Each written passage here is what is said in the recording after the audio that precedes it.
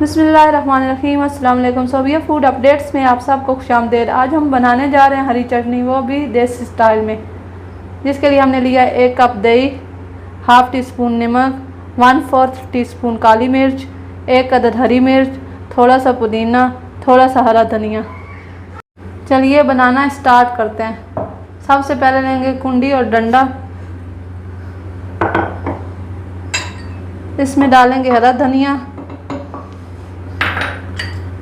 पुदीना, इनको पीस लेंगे।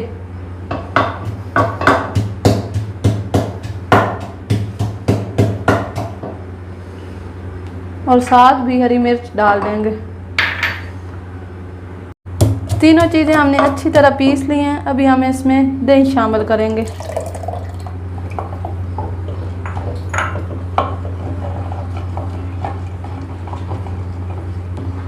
दही हमारा मिक्स हो गया। अभी चटनी को बर्तन में डाल लेंगे। अभी इसमें नमक शामिल कर लेंगे और काली मिर्च।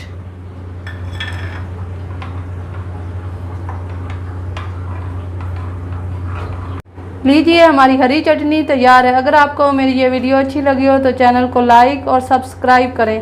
अल्लाह पाक आपका हामी और नासिर हो। इंशाल्लाह मिलते हैं अपनी नेक्स्ट वीडियो में। तब तक अल्लाह हाफिज़।